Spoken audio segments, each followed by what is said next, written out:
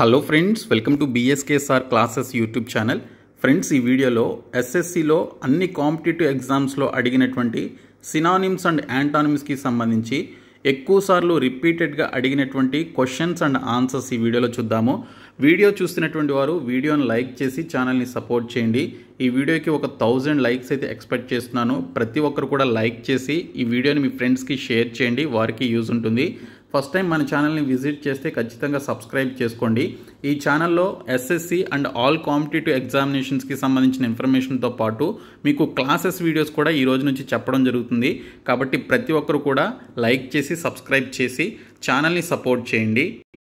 Friends, డీటెయిల్స్లోకి వెళ్లే ముందు ఎస్ఎస్సి, ఎంటీఎస్, జీడీ, సిజిఎల్, సిహెచ్ఎస్ఎల్ లాంటి అన్ని కాంపిటేటివ్ ఎగ్జామినేషన్స్కి యూజ్ అయ్యే విధంగా 1997 నుంచి టిల్ డేట్ వరకు ఎస్ఎస్సి ఆల్ కాంపిటేటివ్ ఎగ్జామ్స్లో అడిగినటువంటి ప్రీవియస్ బిట్స్కి సంబంధించినటువంటి మెటీరియల్ని మీకోసం ప్రొవైడ్ చేస్తున్నామండి.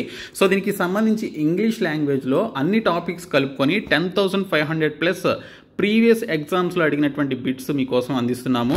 అలాగే జీకేలో తెలుగు మీడియం అభ్యర్థుల కోసం 10,000+ బిట్స్ ఉన్నటువంటి మెటీరియల్ని ప్రొవైడ్ చేస్తున్నాము.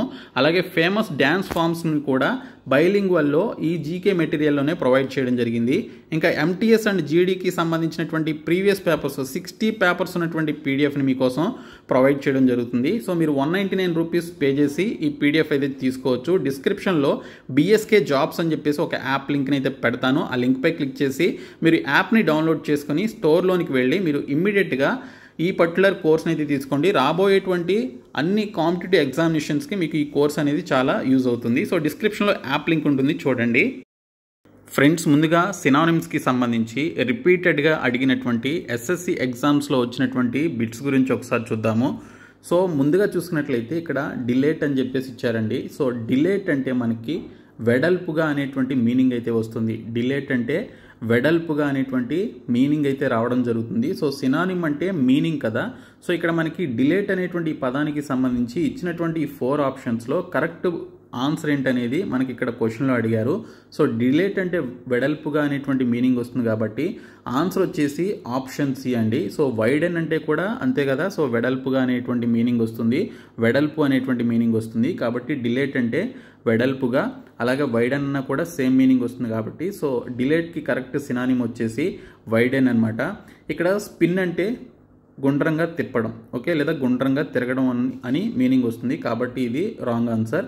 వీకెన్ అంటే క్షీణించిపోవడం లేదా దీనికి సంబంధించి బలం లేకపోవడం అనేటువంటి మీనింగ్ అయితే వస్తుంది.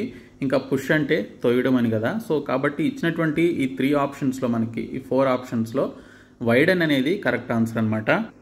సెకండ్ క్వశ్చన్ వచ్చేసి అబ్రోగేట్ అంటే సినానిమ్ ఏంటి అని చెప్పేసి అడిగారు. ఇది చాలాసార్లు రిపీటెడ్గా అడిగినటువంటి క్వశ్చన్ అండి. ఎస్ఎస్సిలో చాలా ఎగ్జామినేషన్స్లో వచ్చింది.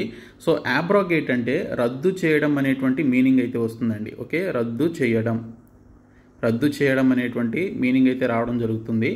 సో అబ్రోగేట్ అంటే రద్దు చేయడం కాబట్టి అబాలిష్ అన్నా కూడా మనకి సేమ్ మీనింగ్ వస్తుంది. అబాలిష్ అన్నా అబ్రోగేట్ అన్నా మనకి సేమ్ మీనింగ్ వస్తుంది. సో అబ్రోగేట్ అండ్ అబాలిష్ అంటే రద్దు చేయడం అనేటువంటి మీనింగ్ అయితే రావడం జరుగుతుంది. సో ఎలోప్ అంటేనేమో పారిపోవడం, ఓకే, ఎలోప్ అంటే పారిపోవడం కాబట్టి ఇది ఇచ్చినటువంటి క్వశ్చన్కి రాంగ్ ఆన్సర్. తర్వాత గేట్ క్రాష్ అంటే ఏంటంటే ఏదైనా పార్టీకి కానీ లేదా ఏదైనా ఒక సోషల్ ఈవెంట్కి కానీ పిలవకుండా వెళ్ళినప్పుడు అలాంటి సిచ్యువేషన్లో గేట్ క్రాష్ అనేటువంటి ఈ పర్టికులర్ పదాన్ని యూజ్ చేస్తారండి.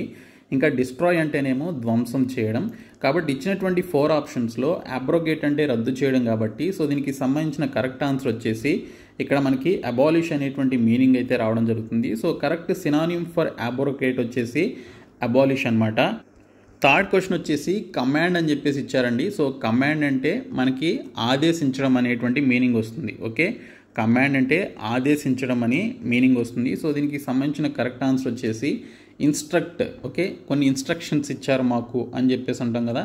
సో ఇన్స్ట్రక్ట్ అంటే ఆదేశించడం లేదా ఆర్డర్ వేయడం అనేటువంటి మీనింగ్ అయితే రావడం జరుగుతుంది కాబట్టి కమాండ్ అంటే ఆదేశించడం, అలాగే ఇన్స్ట్రక్ట్ అన్నా కూడా మనకి సేమ్ మీనింగ్ వస్తుంది కాబట్టి సో కమాండ్ అనేటువంటి పదం యొక్క సినానిమ్ వచ్చేసి ఇన్స్ట్రక్ట్ అనమాట. ఇంకా లీడ్ అంటే మనకి ఇక్కడ చూసినట్లయితే ముందుండి నడిపించే వాళ్ళని లీడ్ అని చెప్పేసి అంటారు. అలాగే మేనేజ్ అంటే ఒక పనిని మేనేజ్ చేసేటువంటి వ్యక్తిని మేనేజ్ అని చెప్పేసి లేదా మేనేజ్మెంట్ అని చెప్పేసి లేదా మేనేజర్ అని చెప్పేసి అంటారు. అలాగే సూపర్వైజ్ అంటే జరుగుతున్నటువంటి ఏదైనా ఒక పనిని పర్యవేక్షించడాన్ని సూపర్వైజ్ అని చెప్పేసి అంటారు. కాబట్టి ఇచ్చినటువంటి కమాండ్ అనేటువంటి పదానికి కరెక్ట్ సినానిమ్ వచ్చేసి ఇన్స్ట్రక్ట్ అనేటువంటి పదం కరెక్ట్ సినానిమ్ అనమాట. కమాండ్ అంటే ఆర్డర్ వేయడం లేదా ఆర్డర్ చేయడాన్ని కమాండ్ అని చెప్పేసి అంటారు.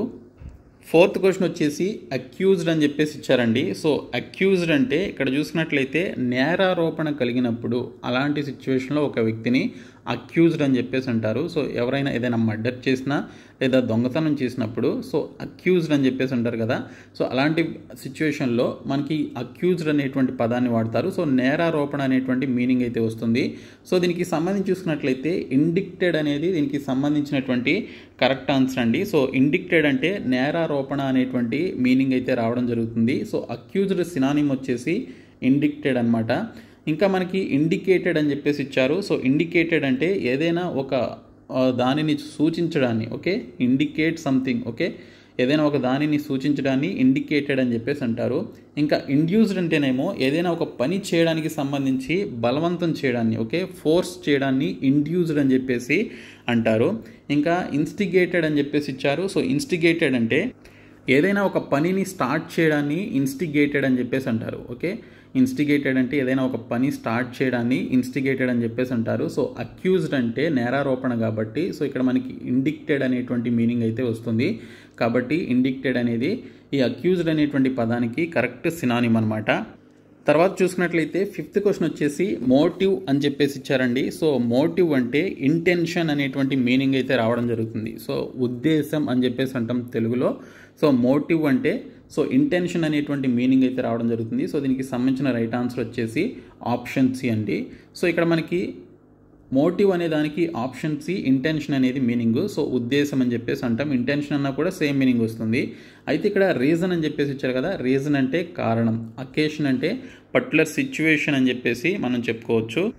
స్పెషల్ ఈవెంట్స్ కానీ సెరమనీస్ కానీ లేదా ఏదైనా సెలబ్రేషన్స్ కానీ జరిగినప్పుడు సో దాన్ని మనం దీనికి సంబంధించి అకేషన్ అని చెప్పేసి పిలుస్తాం కదా. సో అకేషన్ అంటే ఆ మీనింగ్ వస్తుంది. తర్వాత ప్రిపరేషన్ అంటే సో దీనికి సంబంధించి ఏదైనా ఒక పని చేయడానికి మనం ముందుగా చేసేటువంటి ఒక ప్రిపరేషన్ని, ఓకే, దానికి ముందుగా చేసేటువంటి ఒక పనిని ప్రిపరేషన్ అని చెప్పేసి అంటాము. సో మనకి ఫ్యూ డేస్లో ఎగ్జామినేషన్స్ ఉన్నాయి. దానికి సంబంధించి మీరు ప్రజెంట్ ఏం చేస్తున్నారు, ప్రిపేర్ అవుతున్నారు. సో ఒక ఎగ్జామినేషన్ రాయడానికి మీరు ముందు చేస్తున్నటువంటి వర్క్ ఏదైతే ఉందో దాన్ని ప్రిపరేషన్ అని చెప్పేసి అంటారు. సో మోటివ్ అంటే ఉద్దేశం అనేటువంటి మీనింగ్ వస్తుంది. సో దానికి కరెక్ట్ ఆన్సర్ ఇంటెన్షన్ అనమాట. తర్వాత పెరిలస్ అని చెప్పేసి ఇచ్చాడండి. సో ఇది చాలా చాలా ఇంపార్టెంట్ క్వశ్చన్. ఇది నంబర్ ఆఫ్ కాంపిటేటివ్ ఎగ్జామినేషన్స్లో ఎస్ఎస్సిలోనే కాదు అదర్ ఎగ్జామినేషన్స్లో కూడా అడిగినటువంటి క్వశ్చన్ ఇది. పెరిలస్ అంటే హానికరమైన అనేటువంటి మీనింగ్ అయితే వస్తుంది. సో దీనికి సంబంధించి చూసుకున్నట్లయితే ఇక్కడ మనకి ఆప్షన్ ఏ ఉంది, హజార్డస్ అని చెప్పేసి ఉంది. సో హజార్డస్ అన్న కూడా మనకి సేమ్ మీనింగ్ వస్తుంది. సో ఇక్కడ మనకి చూసుకున్నట్లయితే ఇట్స్ నాట్ గుడ్ అని చెప్పేసి మీనింగ్ అనమాట. హజార్డస్ అంటే హానికరమైన, not safety or not healthy అనేటువంటి మీనింగ్ అయితే రావడం జరుగుతుంది. సో పెరిలస్ అంటే హానికరమైన, హజార్డస్ అన్న కూడా సేమ్ మీనింగ్ వస్తుంది. కాబట్టి పెరిలస్ అనేటువంటి పదం యొక్క సినానిమ్ వచ్చేసి హజార్డస్ అనమాట. సో తర్వాత ఇక్కడ చూసినట్లయితే రిగరస్ అని చెప్పేసి ఇచ్చాడు. సో రిగరస్ అంటే కఠినమైన అనేటువంటి మీనింగ్ వస్తుంది, కఠినమైన, ఓకే. తర్వాత రెసిలియంట్ అంటే బలమైన అనేటువంటి మీనింగ్ వస్తుంది. ఇంకా రిక్విజిట్ అంటే అవసరమైన, ఓకే. మీరు ఏదైనా జాబ్కి అప్లై చేయాలి అంటే మీకు కొన్ని రిక్విజిట్ క్వాలిఫికేషన్స్ ఉండాలి, అంటే అవసరమైనటువంటి అర్హతలు మీరు కలిగి ఉండాలి అని చెప్పేసి అంటాం. సో దానికి ఇక్కడ మనకి రిక్విజిట్ అంటే అవసరమైన అనేటువంటి మీనింగ్ వస్తుంది. రెసిలియంట్ అంటే కఠినమైన, దృఢమైన అనేటువంటి బలమైన అనేటువంటి మీనింగ్ అయితే రావడం జరుగుతుంది. రిగరస్ అంటేనేమో కఠినమైన అనేటువంటి మీనింగ్ అయితే రావడం జరుగుతుంది. కాబట్టి ఇచ్చినటువంటి పెరిలస్ అనేటువంటి ఈ పదం యొక్క మీనింగ్ హానికరమైన, కాబట్టి హజార్డస్ అనేది దీనికి సంబంధించిన రైట్ ఆన్సర్. ఇంకా నెక్స్ట్ క్వశ్చన్ వచ్చేసి హడ్డిల్ అని చెప్పేసి ఇచ్చారండి. సో హడ్డిల్ అంటే మనకి అడ్డుపడేటువంటి మనం ఏదైనా వర్క్ చేస్తున్నప్పుడు కానీ లేదా మనం వెళ్తున్నప్పుడు కానీ మనకి ఏదైనా ఒక ఆటంకం కలిగినప్పుడు దాన్ని హడ్డిల్ అని చెప్పేసి అంటాం కదా. సో హడ్డిల్ అంటే ఆటంకం లేదా అడ్డుపడడం అనేటువంటి మీనింగ్ వస్తుంది. సో దీనికి సంబంధించిన రైట్ ఆన్సర్ వచ్చేసి అబ్స్టికిల్ అండి. సో అబ్స్టికిల్ అన్న హడ్డిల్ అన్న మనకి సేమ్ మీనింగ్ అయితే రావడం జరుగుతుంది. సో అబ్స్టికిల్ అంటే మీరు ఏదైనా ఒక సిచ్యువేషన్లో ఏదైనా ఒక గోల్ పెట్టుకొని సో దానికి సంబంధించి మీరు ఆ గోల్ని రీచ్ అవ్వడానికి ప్రయత్నం చేస్తున్నప్పుడు మీకు ఒక అన్వాంటెడ్ సిచ్యువేషన్ వచ్చినప్పుడు, అంటే మీరు చేస్తున్నటువంటి ప్రయత్నానికి ఏదైనా ఒకటి అడ్డుగా వచ్చినప్పుడు సో అలాంటి సిచ్యువేషన్లో అబ్స్టికల్ అనేటువంటి ఈ పదాన్ని యూజ్ చేస్తాము. సో హడ్డిల్ అన్న అబ్స్టికల్ అన్న మనకి సేమ్ మీనింగ్ రావడం జరుగుతుంది. ఇంకా త్రో అంటే విసిరివేయడం. ఓకే, అపోజిషన్ అంటే మనకి వ్యతిరేకంగా ఉన్నటువంటి దాన్ని అపోజిషన్ అంటాము. సస్పిషన్ అంటేనేమో దీనికి సంబంధించి అనుమానించదగిన అనేటువంటి మీనింగ్ అయితే రావడం జరుగుతుంది. సో ఏదైనా ఒక సస్పీషియస్ యాక్టివిటీ జరిగినప్పుడు, ఓకే, ఏదైనా ఒక అనుమానాస్పద సిచ్యువేషన్లో మనం ఈ సస్పిషన్ అనేటువంటి పదాన్ని యూజ్ చేయడం జరుగుతుంది. కాబట్టి ఇచ్చినటువంటి హడ్డిల్ అనేటువంటి యొక్క పదం యొక్క సినానిమ్ వచ్చేసి అబ్స్టికల్ అనమాట. నెక్స్ట్ క్వశ్చన్ వచ్చేసి ఈజీ వన్, గ్రీట్ అని చెప్పేసి ఇచ్చారు. గ్రీట్ అంటే ఏంటి? మనం ఏదైనా ఒక పర్టికులర్ ఈవెంట్కి కానీ లేదా ఒక పర్టికులర్ సందర్భంలో వేరొకరిని మనం గ్రీట్ చేస్తూ ఉంటాం, అంటే విష్ చేస్తూ ఉంటాము. సో అలాంటి సిచ్యువేషన్లో మనం ఈ గ్రీట్ అనేటువంటి పదాన్ని యూజ్ చేస్తాం. సో గ్రీట్ అంటే వెల్కమ్ చెప్పడం. సో మన ఇంటికి ఎవరైనా వచ్చినప్పుడు మనం సో వెల్కమ్ అని చెప్పేసి లోపలికి పిలుస్తాం కదా. సో అలాగా గ్రీట్ అంటే వెల్కమ్ అనేటువంటి మీనింగ్ అయితే రావడం జరుగుతుంది. సో ఇక్కడ మనకి చూసినట్లయితే హాస్టైల్ అని చెప్పేసి ఇచ్చాడు, లేదా హాస్టిల్ అని చెప్పేసి అంటారు. సో హాస్టిల్ అంటే దీనికి శత్రుత్వం అనేటువంటి మీనింగ్ అయితే వస్తుందండి. ఓకే, శత్రుత్వం అనేటువంటి మీనింగ్ అయితే రావడం జరుగుతుంది. తర్వాత అన్సోషబుల్ అని చెప్పేసి ఇచ్చాడు. అంటే అన్సోషబుల్ అంటే సామాజికంగా ఉండకుండా అసామాజికంగా ఉండేటువంటి వ్యక్తిని అన్సోషబుల్ అని చెప్పేసి ఇవ్వడం జరుగుతుంది. అంటే చాలామంది కొంతమంది పీపుల్తో కలవలేరనమాట. సో ఒంటరిగా ఉంటారు అండ్ వేరే వాళ్ళతో కలవడానికి అంతగా ఇంట్రెస్ట్ చూపించరు. సో అలాంటి వ్యక్తుల్ని లేదా అలాంటి సిచ్యువేషన్లో అన్సోషబుల్ అనేటువంటి ఈ పదాన్ని వాడతారు. ఇక్కడ అలూఫ్ అని చెప్పేసి ఇచ్చారు చూడండి, ఇది కూడా మనకి క్వశ్చన్గా రావడానికి అవకాశం ఉంది. సో అలూఫ్ అంటే దూరంగా ఉండడం. ఏదైనా కొంతమంది వ్యక్తులకు కానీ ఏదైనా ఒక పనికి కానీ ఏదైనా ఒక విషయానికి కానీ దూరంగా ఉండడాన్ని అలూఫ్ అని చెప్పేసి అంటారు. లేదా అన్ఫ్రెండ్లీగా ఉండడాన్ని, అంటే కొంతమంది ఫ్రెండ్స్తో కలిసి ఉండకుండా దూరంగా ఉండడాన్ని, అన్ఫ్రెండ్లీగా ఉండడాన్ని అలూఫ్ అని చెప్పేసి కూడా అంటారనమాట. సో ఇచ్చినటువంటి గ్రీట్ అనేటువంటి పదానికి కరెక్ట్ ఆన్సర్ వచ్చేసి మనకి సినానిమ్ వెల్కమ్. నెక్స్ట్ క్వశ్చన్ వచ్చేసి అడ్వకేట్ అని చెప్పేసి ఇచ్చారండి. సో అడ్వకేట్ అంటే మనకి అందరికీ తెలుసు న్యాయవాది అనేటువంటి మీనింగ్ వస్తుంది.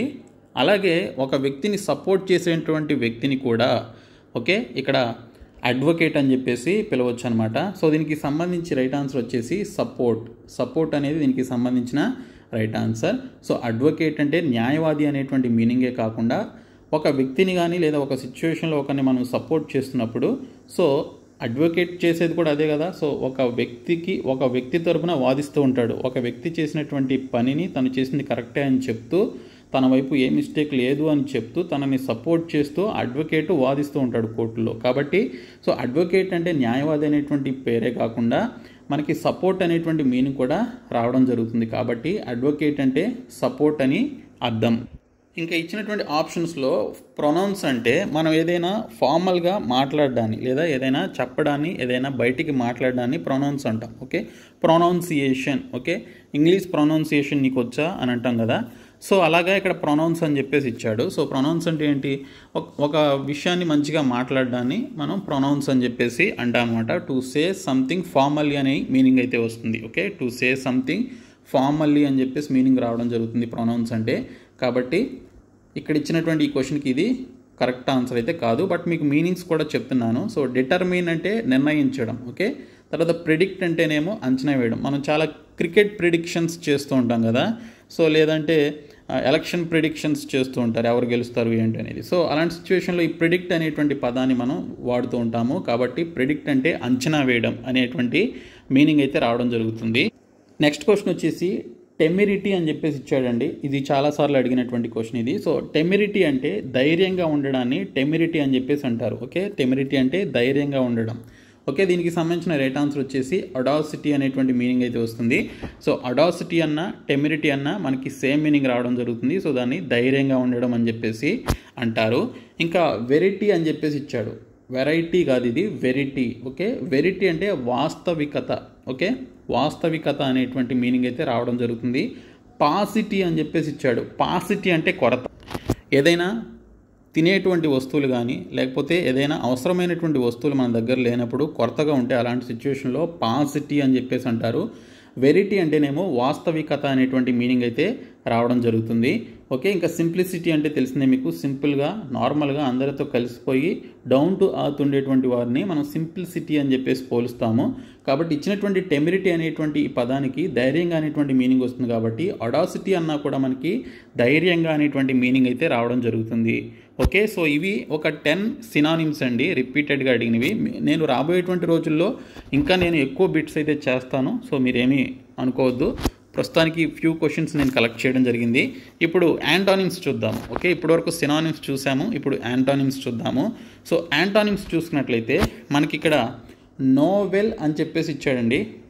నోవెల్ అంటే చూడడానికి కొంచెం డిఫరెంట్గా, ఓకే, కొంచెం స్ట్రేంజ్గా, అంటే కొంచెం వింతగా ఉన్నటువంటి సిచ్యువేషన్లో, అలాంటి సిచ్యువేషన్లో నోవెల్ అని చెప్పేసి అంటాము. సో ఏలియన్స్ ఉన్నారు కదా, సో ఏలియన్స్ చూడడానికి కొంచెం స్ట్రేంజ్గా డిఫరెంట్గా కనిపిస్తారు. అలాంటి సిచ్యువేషన్లో నోవెల్ అనేటువంటి పదాన్ని యూజ్ చేయడం జరుగుతుంది. దీనికి యాంటానిమ్ మనం ఆన్సర్ చేయాలి, సినానిమ్ కాదు. సో సినానిమ్స్ యాంటానిమ్స్ మీరు ఆన్సర్ చేసేటప్పుడు చాలా జాగ్రత్తగా కన్ఫ్యూజ్ అవ్వకుండా చేయాలి. యాంటానిమ్స్ అంటే వ్యతిరేక పదాలు, సినానిమ్స్ అంటే సరైనటువంటి మీనింగ్ ఇచ్చేటువంటి పదాలు అనేటువంటి అర్థం వస్తుంది కదా. సో ఇక్కడ యాంటానిమ్ అంటే దీనికి ఆపోజిట్ వర్డ్ని మనం కనుక్కోవాలి. సో ఇక్కడ నోవెల్ అంటే ఏంటి, స్ట్రేంజ్గా వింతగా ఉండేటువంటి సిచ్యువేషన్లో నోవెల్ అనేటువంటి పదాన్ని యూజ్ చేస్తాం. సో దీనికి సంబంధించి కరెక్ట్ ఆన్సర్ వచ్చేసి బ్యానల్ అండి. సో బ్యానల్ అంటే looking interesting or important or looking ordinary, చూడడానికి సాధారణంగా ఉండి చూడడానికి ఇంట్రెస్టింగ్గా ఉండేటువంటి సిచ్యువేషన్లో బ్యానల్ అనేటువంటి పదాన్ని యూజ్ చేయడం జరుగుతుంది. సో నోవెల్ ఆపోజిట్ వర్డ్ వచ్చేసి బ్యానల్ అనమాట. ఇంకా నాటీ అనేటువంటి పదాన్ని మనం యూజ్ చేస్తూ ఉంటాము, ఇది మీకు తెలిసిందే. ఇంకా నోవెలిస్ట్ అని చెప్పేసి ఇచ్చారు కదా. సో నోవెలిస్ట్ అంటే సో దీనికి సంబంధించి సేమ్ మీనింగ్, నోవెల్ నుంచి వచ్చింది నోవెలిస్ట్ అనమాట. సో చూడడానికి కొంచెం డిఫరెంట్గా ఉండేది. తర్వాత నాస్టీ అని చెప్పేసి ఇచ్చారు. సో చాలా దారుణం అనేటువంటి మీనింగ్ అయితే రావడం జరుగుతుంది. తర్వాత హార్మోనియస్ అని చెప్పేసి ఇవ్వడం జరిగింది. సో ఇక్కడ హార్మోనియస్ అంటే ఫ్రెండ్లీ అని అండి. ఓకే, సో ఎవరైతే ఫ్రెండ్లీగా మూవ్ అవుతూ ఉంటారో అలాంటి సిచ్యువేషన్లో సో హార్మోనియస్ రిలేషన్షిప్ అని చెప్పేసి అంటారు. సో ఫ్రెండ్లీ రిలేషన్షిప్ అని చెప్పేసి మీనింగ్ వస్తుంది. సో హార్మోనియస్ అంటే ఫ్రెండ్లీ అని చెప్పేసి మీనింగ్ అనమాట. అయితే దీనికి సంబంధించిన ఆపోజిట్ వచ్చేసి డిస్కార్డెంట్.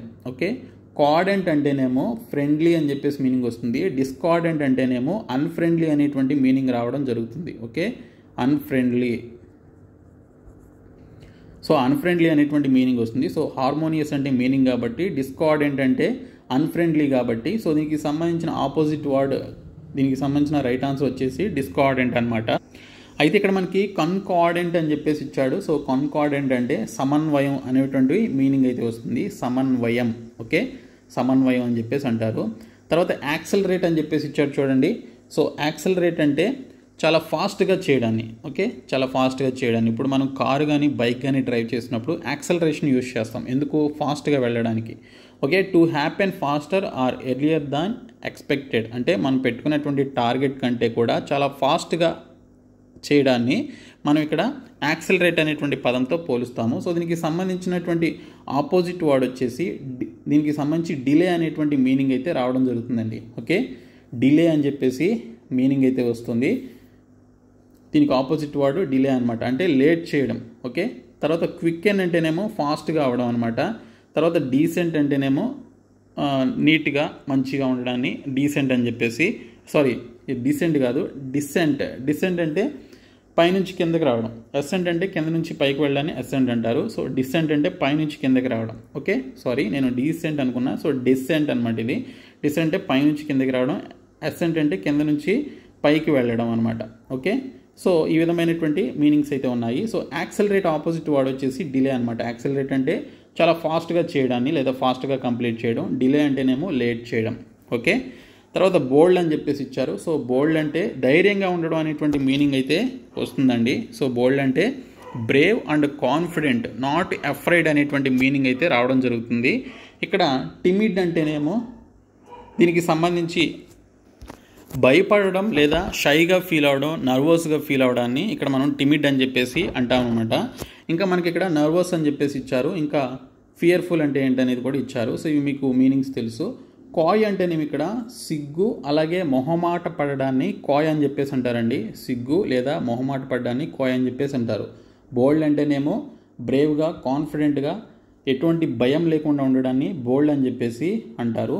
ఇంకా ఇక్కడ మనకి టిమిడ్ అంటేనేమో కొంచెం భయపడ్డం లేదా షైగా నర్వస్గా ఫీల్ అవ్వడాన్ని టిమిడ్ అని చెప్పేసి అంటారు. కాబట్టి బోల్డ్ అనేటువంటి పదానికి ఆపోజిట్ వర్డ్ వచ్చేసి టిమిడ్ అనమాట. తర్వాత ఇక్కడ యాక్చువల్గా ఇది 5th క్వశ్చన్. సో ట్రైటర్ అని చెప్పేసి ఇచ్చారు. సో ట్రైటర్ అంటే దేశద్రోహిని ట్రైటర్ అని చెప్పేసి అంటారండి.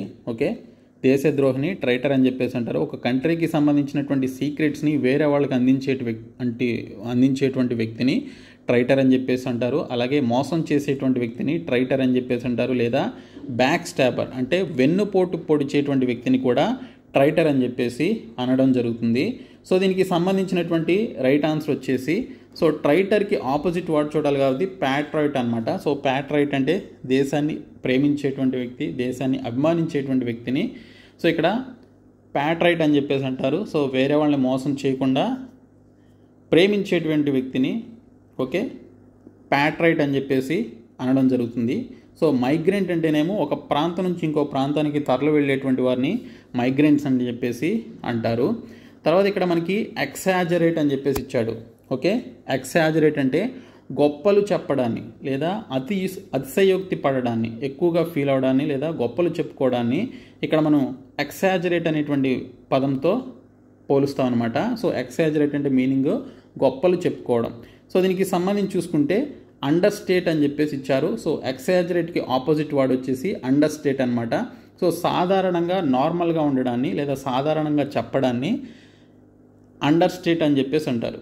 ఎక్సాజరేట్ అంటేనేమో కొంచెం చేసిన పని గొప్పగా చెప్పుకోవడాన్ని ఎక్సాజరేట్ అంటారు. అండర్స్టేట్ అంటేనేమో వాళ్ళు సాధారణంగా వాళ్ళు ఎంతైతే వర్క్ చేశారో ఆ వర్క్ గురించి నార్మల్గా చెప్పడాన్ని అండర్స్టేట్ అని చెప్పేసి అంటారనమాట. సో ఎక్సాజరేట్కి ఆపోజిట్ వర్డ్ వచ్చేసి అండర్స్టేట్. ఇంకా ఎక్స్ట్రా వ్యాగెంట్ అంటేనేమో వెచ్చలవిడిగా ఖర్చు పెట్టేటువంటి వాళ్ళని ఎక్స్ట్రా వ్యాగెంట్ అని చెప్పేసి అంటారు. తర్వాత ఇక్కడ మనకి అబండెన్స్ అని చెప్పేసి ఉంది. సో అబండెన్స్ అంటే ప్లెంటిఫుల్ అంటే మనకి కావాల్సిన దానికంటే ఎక్కువ ఉంటే డబ్బులు కానీ ఆస్తి కానీ వాటర్ కానీ ఏదైనా కూడా సో దాన్ని అబండెన్స్ అని చెప్పేసి అంటారనమాట. సో ఈ విధంగా మనకి మీనింగ్స్ అయితే ఉన్నాయి. తర్వాత అక్యూములేట్ అని చెప్పేసి ఇచ్చాడు. సో అక్యూములేట్ అంటే సో దీనికి సంబంధించి కలెక్ట్ చేయడం. ఓకే, స్లోగా గ్రాడ్యువల్గా ఒక నంబర్ని ఇంక్రీజ్ చేయడాన్ని అక్యూములేట్ అని చెప్పేసి అంటారు. సో దీనికి సంబంధించి చూసుకుంటే రైట్ ఆన్సర్ వచ్చేసి డిస్పర్స్ అనేటువంటి ఆపోజిట్ వర్డ్ అయితే ఉంటుందండి. అంటే ఉన్నదాన్ని మనం స్ప్రెడ్ చేయడం అనమాట. అక్యూములేట్ అంటేనేమో దాన్ని పోగు చేయడం లేదా సపరేట్గా ఉన్నటువంటి వాటిని తీసుకొచ్చి ఒక చోట పెట్టి వాటిని ఇంక్రీజ్ చేసుకుంటూ పోవడాన్ని అక్యూములేట్ అని చెప్పేసి అంటారు. డిస్పర్స్ అంటేనేమో పంచి పెట్టడం అనేటువంటి మీనింగ్ వస్తుంది. కాబట్టి అక్యూములేట్కి ఆపోజిట్ వర్డ్ వచ్చేసి డిస్పర్స్ అనమాట. ఇంకా స్టెరైల్ అని చెప్పేసి ఇచ్చాడండి.